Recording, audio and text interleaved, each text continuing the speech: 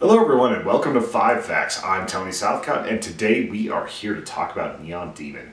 Also, I'm in a new filming location, so no green screen. Hopefully it looks alright. Let me know in the comments.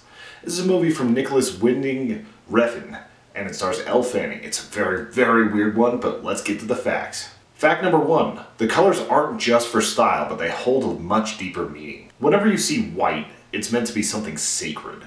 And this is represented usually in triangles or in other types of shapes and everything. This is based off of a certain sculptor who sculpts with light. He's an architect and he also does some pretty amazing things. His name is James Turrell. Blue in this movie is fully representative of narcissism. Like, we actually see when Elle Fanning's character starts to change, when Jessie starts to buy into her own hype.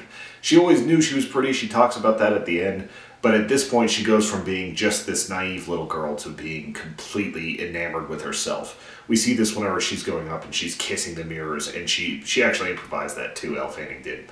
Whenever there's red on the screen, it actually means danger. This is why Ruby is constantly wearing something that's red, or anytime that Elle is in some sort of danger, there's red on the screen. It's like oranges in The Godfather or eggs in The Sopranos. It's one of those types of things. It's also sort of foreshadowing when Ruby is rubbing the blood off of her. It's like eventually she's going to be the cause of that. This is made even more interesting whenever you find out that the director is actually colorblind. So he had a lot of work with the director of photography and a bunch of other people to make sure that this looked right, but he wanted those symbols there. It just looked like different shades of gray to him. Fact number 2, here's some random facts about the film. This film was actually shot sequentially, so they went scene to scene to scene to scene, and that made a huge difference in how this was actually laid out, because they were allowed to improvise some things on the spot. The only scene that wasn't shot sequentially was the morgue scene, because they had the beginning showing where Ruby worked, and then the second part where she's distraught and she goes and molests the corpse. It was actually just supposed to be a kiss with the corpse, but she got on top of the corpse and started doing some pretty lewd things. It was an uncomfortable moment in the movie, and she decided that that would add to her character, and the director agreed that it worked very well. This film was also shot mostly with stationary cameras because the director and choreographer wanted it to look like thumbing through a magazine on a table. They wanted it to feel very, very high-class photo-oriented, a little bit surreal, a little bit produced. And I think they actually did pull that off pretty well. There are several parts of this movie where people are completely stationary and it looks like it could be a frozen picture. Nicholas Winding Refn wouldn't actually yell out action, he usually yelled out violence, assholes. And I suppose if that gets people in the mood, that gets them going, so good on him. And excuse me, that's violence, motherfuckers. Refn also decided to film at the Paramore Mansion for the end of this film because it was supposedly haunted. This is something where he thought it would just add to the mystique of the movie, and having a murder take place here would actually be pretty fitting. It's also the spot where they filmed the ending of Scream 3. A little bit more on that ending. This was actually improvised by the people on the set and Elle Fanning, which might be why it's a little bit disjointed. It's very interesting, but there were some things that were just different about it. It didn't quite fit properly to me. Fact number 3, there are a ton of references to other films here. Whenever you're talking about a director that wants to show what influenced him, usually he's going to put it into his film. These ones are pretty easy, especially the first couple Kubrick ones. The first one is the lipstick named Red Rum, which is obviously Murder Backwards. Also, there's kind of a heavy Lolita vibe going on, which is also a Kubrick film. A few times it gets called out exactly by Keanu Reeves' character. At the end of the film, you sort of have this Carrie book ending, where the girls are washing off blood in the shower, and it's sort of like that original shower scene, and then you have Ruby in the tub covered in blood, and it was meant to look sort of like Carrie.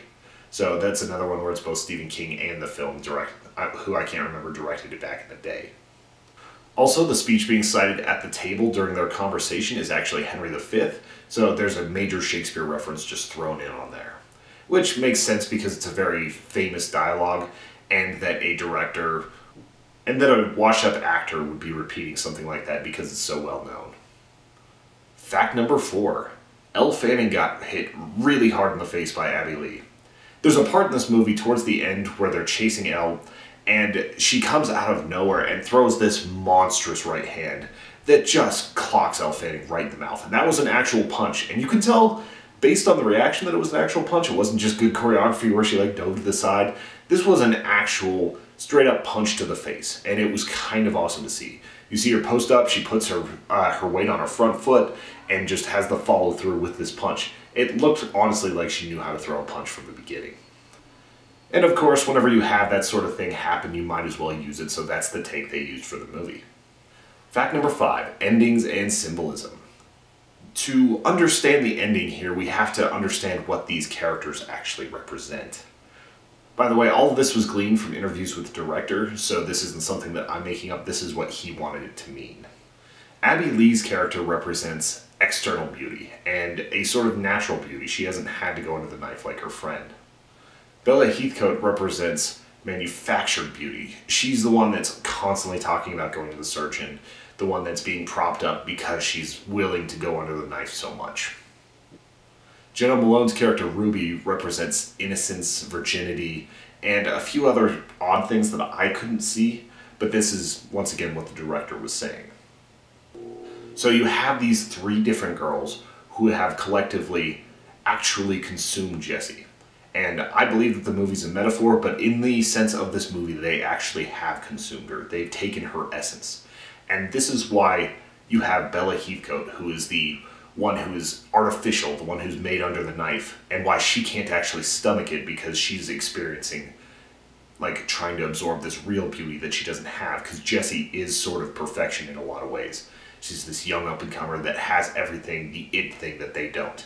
And because she doesn't have any of this, she can't accept it, and her body rejects it, and she ends up sort of killing herself, even though I think she might have died anyway.